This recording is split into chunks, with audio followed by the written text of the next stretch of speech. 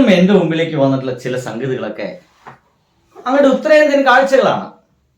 നമ്മുടെ കേരളത്തിലൊക്കെ അംഗനവാടിയിൽ കൊടുക്കുന്ന ഭക്ഷണമൊക്കെ നിങ്ങൾക്ക് എല്ലാവർക്കും അറിയാം എന്നതൊന്ന് കണ്ടോക്കി. അംഗനവാടികളിലെത്തുന്ന കുട്ടികൾക്ക് നമ്മൾ ബിരിയാണി വിളമ്പുന്ന കാലമാണ്. മുട്ടയുണ്ട്, പാലുണ്ട്, പോഷകാഹാര സമൃദ്ധമാണ് അംഗനവാടികളിലെ കുരുന്നുകൾക്ക് ഈ നാട് ഇന്നിപ്പോ നൽകി വരുന്നത്. ഇത് കാണുമ്പോഴെല്ലാം ഈ നാട്ടിലിരുന്ന് കുറ്റം പറയുന്ന സംഘീസ് ടീമുണ്ട്. ഞങ്ങളെ കേരളത്തിന്റെ അധികാരം തരൂ, ഭരണം തരൂ, ഞങ്ങൾ രാജ്യത്തിന്റെ മറ്റ് സംസ്ഥാനങ്ങളെ പോലെ ആക്കിത്തരാമെന്നുള്ള മോഹന വാഗ്ദാനം. അങ്ങനെയുള്ള ഇടത്ത് ഈ കുരുന്നുകളോട് എങ്ങനെയുള്ള അംഗനവാടിയിലെ 5 വയസ്സിന് താഴെയുള്ള കുട്ടികൾക്ക് അവിടെ എങ്ങനെയാണ് ഭക്ഷണം ഈ കാലഘട്ടത്തിലും വിതരണം ചെയ്യുന്നതെന്ന് നിങ്ങൾ കണ്ടിട്ടുണ്ടോ? ഒരു ദൃശ്യം പുറത്തു വന്നിട്ടുണ്ട്. സംഘിസ്ഥാനായിട്ടുള്ള യുപിയിൽ നിന്നുള്ള ദൃശ്യം എന്നുള്ള നിലയ്ക്കാണ് സോഷ്യൽ മീഡിയയിൽ പ്രചരിക്കുന്നത്. എങ്ങനെയാണ് അവിടുത്തെ കുട്ടികൾക്ക് പാൽ വിതരണം ചെയ്യുന്നത് നോക്കണം. കണ്ടില്ലേ എങ്ങനെയാണ് കൊടുത്തുകൊണ്ടിരിക്കുന്നത്? ഒരു ചെമ്പ് വെള്ളം, ആ ചെമ്പ് വെള്ളത്തിൽ 1 ലിറ്റർ പാല് കട്ട് ചെയ്തിട്ട് അതാ ഒഴിച്ചു കലക്കിയിട്ട് ഗ്ലാസ്സിൽ അങ്ങോട്ട് കൊടുക്കുന്നു. ഇതേപോലുള്ള ഒരു നാടാക്കി മാറ്റിത്തരാം നമ്മുടെ കേരളത്തെ എന്നാണ് ഇവർ നമുക്ക് വാഗ്ദാനം ചെയ്തുകൊണ്ടേയിരിക്കുന്നത്. ഇനി സംഘി പ്രൊപ്പഗണ്ട സിനിമകളൊക്കെ നമ്മുടെ മുമ്പിലേക്ക് എത്തി. ശരി, ആയിക്കോട്ടെ. ഇത്തരം പ്രൊപ്പഗണ്ട സിനിമകളൊക്കെ ഇറങ്ങിയതിന്റെ ഭാഗമായിട്ട് കേരളത്തിൽ അങ്ങനെ ബീഫ് കഴിക്കാത്ത ആളുകളൊക്കെ ഉണ്ടോ? ഹിന്ദുക്കളായിട്ടുള്ള ആളുകൾ തന്നെ ഉത്തരം പറയാൻ ശ്രമിക്കട്ടെ. ഇതാ ഒരു ഗംഭീരമായിട്ടുള്ള ഒരു വർക്ക്. നോ ക്യാപ്പ് എന്ന് പറഞ്ഞ ഈ അടുത്ത കാലത്ത് നിരോധിക്കപ്പെട്ട ഒരു ചാനൽ കൂടിയാണ്. അവരുടെ ഒരു വീഡിയോ കണ്ടോക്കൂ. ബീഫ് കഴിക്കുന്ന ഇഷ്ടമാണ്. കാരണം പാവക്കൻ്റെ അവിടെ നല്ല ബീഫും പൊറോട്ടയും കിട്ടും. മരിച്ചീനിയും ബീഫാണ്, ബീഫും പൊറോട്ടയും, ബീഫും പഴംപൊരി ഇഷ്ടം. പുട്ടും ബീഫും പൊറോട്ടയും, പത്തിരിയും ബീഫും പാലും, പൊറോട്ടയും ബീഫ്, പത്തിരിയും തേങ്ങാപ്പാലും ബീഫും, പഴംപൊരിയും ബീഫും. വാപ്പ ഉണ്ടാക്കുന്ന പത്തിരി ബീഫും ഭയങ്കര നല്ലതാണ്. പൊറോട്ട ബീഫ് തന്നെ പൊറോട്ടയും ബീഫും. മതിയായ കേരളത്തിലെ മലയാളം സംസാരിക്കുന്ന കുറച്ചു പേര് പറഞ്ഞ ഉത്തരമാണ് പൊറോട്ട ബീഫും. അതിനപ്പുറത്തേക്ക് ഒരു ഉത്തരമില്ല എന്നുള്ളതാണ്. ഇതാണ് നമ്മുടെ കേരളത്തിലെ ആളുകൾ എന്നുള്ളതാണ്. ഇങ്ങനെ ഒരു മടിയും കൂടാതെ നമ്മൾ അങ്ങനെ എല്ലാവരും ഒരുമിച്ച് സ്വീകരിക്കും.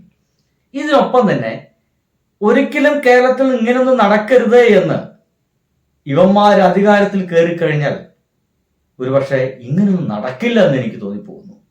ഒരു ദൃശ്യം നോക്കി.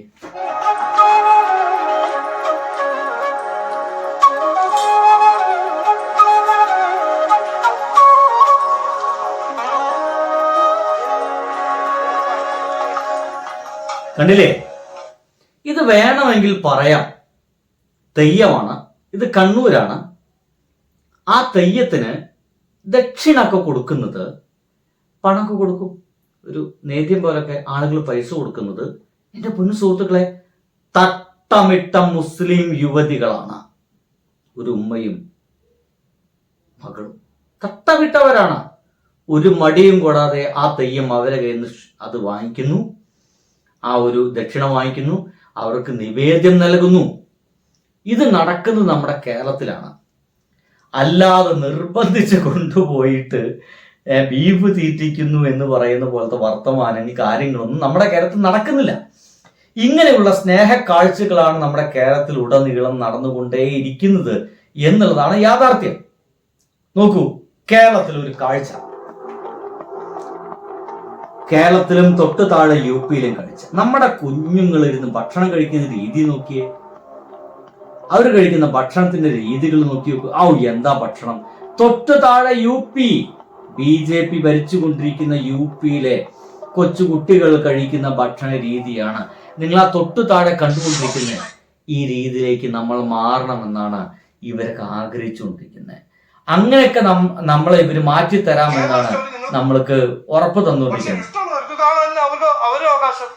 ചിലവർ എന്നോട് പറഞ്ഞു അതില് ഡെപിക്ട് ചെയ്തത് ശരിയായിട്ടില്ല. അപ്പൊ ഞാൻ പറഞ്ഞു കാണില്ല.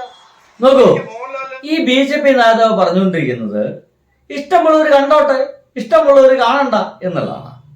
ഇതേ വർത്തമാനമായിരുന്നില്ലല്ലോ പൃഥ്വിരാജിന്റെ ഒരു സിനിമ ഇറങ്ങിയപ്പോ പറഞ്ഞേ. ആ പൃഥ്വിരാജിന്റെ സിനിമ പിൻവലിക്കുന്നു, ഇവർ പറയുന്ന ഭാഗങ്ങളൊക്കെ കട്ട് ചെയ്യണമെന്ന് പറയുന്നു, അത് കട്ട് ചെയ്യുന്നു, പേര് മാറ്റണമെന്ന് ഇവർ പറയുന്നു, അതിന്റെ ഭാഗമായിട്ട് പേര് മാറ്റുന്നു. ഇങ്ങനെ ആവിഷ്കാര സ്വാതന്ത്ര്യത്തെ പറ്റി നിങ്ങൾ ഇങ്ങനെ കൊണക്കൊണ വർത്തനം പറഞ്ഞുകൊണ്ടിരിക്കുന്ന പൃഥ്വിരാജിന്റെ സിനിമയുടെ തുടക്കഭാഗങ്ങളൊക്കെ എന്തിനാ നിങ്ങൾ വെട്ടാൻ വേണ്ടി വാശി പിടിച്ചേ? അപ്പൊ അത് ഇഷ്ടമുള്ളവർ കണ്ടോട്ടെ, ഇഷ്ടമുള്ളവർ കാണാൻ, ഇഷ്ടമില്ലാത്തവർ കാണണ്ട എന്ന് താങ്കൾ അന്ന് പറഞ്ഞില്ലല്ലോ. അന്ന് ഈ പറയുന്ന വർത്തമാനമൊന്നും താങ്കളെ വായിൽ നിന്ന് വന്നില്ലല്ലോ. അപ്പോൾ കേരളത്തെ അപമാനിക്കുന്ന താങ്കൾ അടക്കമുള്ള മലയാളം സംസാരിക്കുന്ന താങ്കൾ അടക്കമുള്ള ആളുകൾ താമസിക്കുന്ന കേരളത്തെ മനഃപൂർവ്വമായിട്ട് സംഭവിക്കാത്ത കാര്യങ്ങൾ നുണയായിട്ട് പ്രചരിപ്പിക്കുന്ന സിനിമകളൊക്കെ നടക്കണമെന്ന് താങ്കളെപ്പോലുള്ള ആളുകൾ ആഗ്രഹിക്കുന്നുണ്ടോണ്ടാ? കേരളം നശിക്കണം എന്നുള്ളതുകൊണ്ടല്ലേ? കേരളം നശിച്ചു കാണണം എന്നുള്ളതല്ലേ? നശിച്ചാൽ നിങ്ങൾക്ക് അവിടെ ആ ഒരു നശിപ്പിൽ എങ്ങനെയെങ്കിലും ഒരു പൂവ് വിരിപ്പിക്കാം എന്നുള്ള മോഹം കൊണ്ടല്ലേ? ഒന്ന് ആലോചിച്ച് നോക്കി, ഇവരൊക്കെ മനസ്ഥിതി എത്രത്തോളം മോശമാണെന്ന് നിങ്ങളൊന്ന് ചിന്തിച്ചു നോക്കി. ഇതിനപ്പുറത്തേക്ക് വേറെ ഒന്നും ഇവർ ആലോചിക്കുന്നില്ല. ഇതിനൊപ്പം തന്നെ നമ്മുടെ ഇന്ത്യയിൽ ബ്രാഹ്മണവാദം ശക്തമായി കൊണ്ടിരിക്കുകയാണ്. ബ്രാഹ്മൺവാദ് സിന്ദാബാദ് എന്ന് പറഞ്ഞുകൊണ്ട് ഡൽഹി സർവകലാശാലയിൽ ജാതീയ മുദ്രാവാക്യം ഉയർന്നു കഴിഞ്ഞിരിക്കുന്നു സവർണ വിദ്യാർത്ഥികളുടെ ഭാഗമായിട്ട്. നോക്കൂ, നമ്മുടെ നാട് വളരെ ഈസി ആയിട്ട് തകർന്ന് പണ്ടാറായിക്കൊണ്ടിരിക്കുക എന്ന് മനസ്സിലാക്കൂ.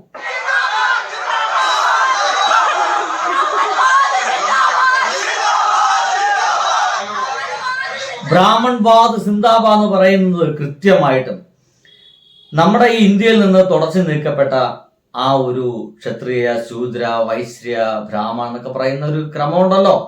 ആ ക്രമത്തിൽ ഏറ്റവും ഉയർന്നേ കേട്ട ആ ബ്രാഹ്മൺ എന്ന് പറയുന്ന ആളുകൾക്കുമാണ് ഏറ്റവും കൂടുതൽ മുൻപന്തി എന്നും അങ്ങനെ തന്നെയാണ് കേട്ടോ. കണക്കുകൾ വെച്ച് നോക്കിക്കഴിഞ്ഞാൽ എണ്ണത്തിൽ വളരെ കുറവുള്ള ബ്രാഹ്മണർ തന്നെയാണ് അധികാരത്തിന്റെ 3/4 പങ്കും അനുഭവിച്ചു കൊണ്ടിരിക്കുന്നെന്ന് കണക്കുകൾ നോക്കിയാൽ നിങ്ങളുടെ മുമ്പിലേക്ക് കിട്ടും. കണക്കുകൾ നോക്കണമെന്ന് ഞാൻ പറയുക.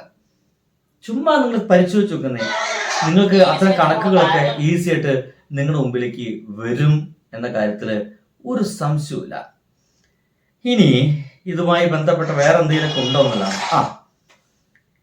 ഇനിയിപ്പോ ഇതിനെ കൂടി പറഞ്ഞിട്ട് നോക്കിക്കോ.